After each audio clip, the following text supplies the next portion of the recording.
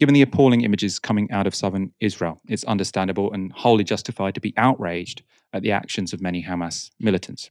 However, that should not be a reason to blind ourselves to the suffering of Palestinians who have lived under occupation for decades and who, in Gaza, are now being starved and bombed. Yet that's not everyone's position. It seems simple, doesn't it? It seems simple, but it's not everyone's position.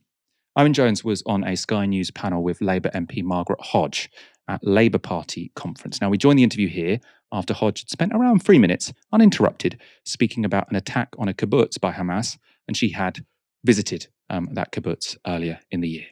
Thank you for, I know it must be really difficult after you've been there, you've met some of the people who are living there, and so thank you for sharing, your experiences of it. It does bring it to life, what some of those horrors are that we've seen. Do you share that fear that things are going to get worse before they get better? Yes, of course. And obviously, firstly, it's so important to share the disgust and horror at what happened. I was at a rave on Saturday with my friend who's an Israeli citizen, and I was with him as he took a call from his family. His niece escaped that rave. Two of her friends were kidnapped and are now being held hostage by Hamas. There's no cause on earth which justifies the slaughter of innocent civilians, and the horror and disgust is raw with so many people, and the anguish of what those left behind are going for is indescribable. Obviously, my concern about what happens next is partly informed by what's happened before. When we talk about how Israel responds, already the Israeli government, which is a far-right government, have made clear that they will institute a policy of collective punishment. The defence minister said, "I've ordered a complete siege in the Gaza Strip. There will be no electricity, no food, no fuel. Everything is closed. We are fighting human animals and we act accordingly." That is the language of war crimes. It is illegal under international law to impose collective punishment on a people. 80%. I've let you speak. So you're going to respond. 80% of those who live in Gaza, which is an open-air prison, depend on humanitarian aid. But you're not acknowledging, Owen. 50%, you're not acknowledging, 50%, Owen. Margaret, I've let you speak at great length. I tell you what I can't stand is that you're using the horrors that we've experienced in the last 3 days to bang the drum about an issue that you've been banging the drum on forever. No, I'm not. And what I think you should really think about is how the people of Israel who have now been there for, have nowhere else to go. Margaret, they have nowhere else to go. Is it possible for me to respond? You could just see her body language there, right? Owen, he started by saying, it wasn't a sort of Keir Starmer, "Oh yeah, we don't like to see it." Keir Starmer, when he's asked about the Gaza, "Oh, no one wants to see that." Owen was talking, I think in a heartfelt manner about the horror that many Israeli civilians experienced on Saturday, right? And he condemned it. He's saying there is no cause in the world which justifies the targeting of civilians. Very clear, right? Very clear. Then he says, we also need to think about the situation of Palestinians, both the context they've been living under for decades, which is occupation and siege, and the threats that they are, currently subject to, in the immediate term, which is bombing, which is a starvation, essentially. The moment he mentions Palestinians, Margaret Hodge is like, she's ready to interrupt. Why are you bringing up? Why are we talking about the Palestinians? What, this is a complete distraction. This is whataboutism. Well, it's not whataboutism. One, because there is no point in talking about that attack by Hamas without talking about the context of occupation. Does that justify it? No. Would it have happened if Israel wasn't occupying Gaza, occupying Palestine? No, right? So it's clearly relevant, right? Clearly relevant. Also, the reason it's essential to be talking about Palestinians right now is because there is a nuclear power that is threatening to bomb the place to smithereens, even though there are 2 million people there. It is by no measure irrelevant to talk about Palestinians in this situation. Yet Margaret Hodge can only see this through the lens of, you are banging a drum about a campaign you've always cared about. Like as if Palestinian lives is just a question of people wanting to win a debate on a panel discussion, right? "Oh, you're always going on about the Palestinians. Why can't you forget about them?" Well, the reason he's not going to forget about them is one, because they have been subject to the longest running occupation on earth, right? Apartheid, horrific discrimination. Two, this is probably the most dangerous time for Palestinians in living memory. And she said, "Oh, why are you talking about that? Why are you talking about that hobby horse? You're using a tragedy to talk about something completely irrelevant." No. One, that tragedy was born out of a longer term tragedy, which is occupation. And two, that tragedy is now being used to inflict one which is just as big and probably going to be bigger. I guarantee the death toll in Palestine is going to be bigger than the death toll was in Israel. That's not to downplay what happened in Israel. It's just a fact, right?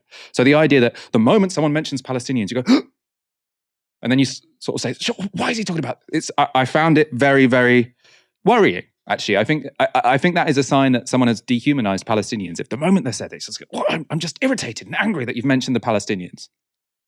Let's go back to the debate and see what happens next. Right now, Palestinian children whose life is as sacred as a child in Israel are being slaughtered. They are dying, okay? Now, 50% of the... Please let me finish. I'll let you come in. 50% of the population of the Gaza Strip are children. And those children are being bombed by a government which has said that we are fighting human animals and we act accordingly. Benjamin Netanyahu demanded the civilians of Gaza Strip leave. You cannot leave the Gaza Strip. It is under blockade by air, sea and land.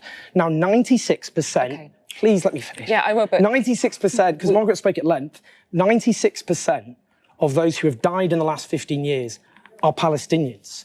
And we cannot talk about what's happened because, when I spoke to my Israeli friend who took that call, for him, what he wants is this to never happen again. And that context for him was so important because unless there is a lasting peace, which does mean ending the occupation and a policy of apartheid and ending the murder of Palestinian civilians, then this will never end. Margaret. Well, all I would say is that Owen is completely and utterly ignoring what has happened over the last few days. I didn't ignore you it. I haven't spoke about it. Owen, just wait. All you've talked about, Owen, is your obsession, the obsession with so many people around the issue around Palestine. It's been an obsession forever. And you should just think at the moment, if you were an Israeli sitting there, if you'd had family, I mean, here I am, I'm sitting here, and the people I visited, probably, I don't know how many of them are still alive. Are you saying they have no right to defend themselves? Are you saying they have no right to peace? All you have argued is how, I've never supported the Netanyahu government. No. I've always been critical of that. But at this moment in time, this is the most horrific. This is the most horrific occasion and you should you condemn it. Do you even condemn it? I just opened in the strongest possible terms condemning the atrocity. But you don't think they have the right? I don't believe a military solution. You don't think they have a right to defend their state of Israel? The military solutions that have been pursued against the Gaza Strip have led to huge bloodshed. You don't think they have the right to defend themselves? I think a military attack on Gaza will lead to countless dead Israeli soldiers and huge numbers of civilians. They should allow the hostages to die. So they should allow the hostages to die. Now, if you want the hostages back alive, now this is a difficult situation. I'm not saying this is easy, right? This is. I mean, for one, for the people who are being held hostage, I'm sure it's terrifying and awful, and they're fearing for their lives. And some of the messages that have come out from Hamas suggest that some of them are going to be killed, right? So it's a horrific situation. But to say, what do you want them to do? Just let the hostages die? If Israel's number one priority was for the hostages to live, they would strike a deal with Hamas, right? They would strike a deal with Hamas. But Margaret Hodge seems to think that war is the way to get those hostages back. I'm not really sure how that works. Two, do you condemn them? Do you condemn them? Now, anyone listening to what Owen Jones would have said would have heard that he did condemn them, right? For about a minute, he was talking about how this was a horrific action and how no cause on earth would justify the targeting of civilians. Right? That's a condemnation. But the fact that he then talked about Palestinians made Margaret Hodge assume he can't have condemned them if he's then talking about Palestinians. Every sentence for her seems to have to be, I condemn Hamas, I condemn Hamas, I condemn Hamas. And if you say anything else, you're beyond the pale. You've moved from the script that we all have to be talking about at the moment, which is to just say, Israel has a right to defend itself. Hamas, terrible. Hamas, responsible. Israel, good. Israel, gendered as a woman by Keir Starmer. Ash, what did you make of that debate? It didn't seem like an easy situation to be in.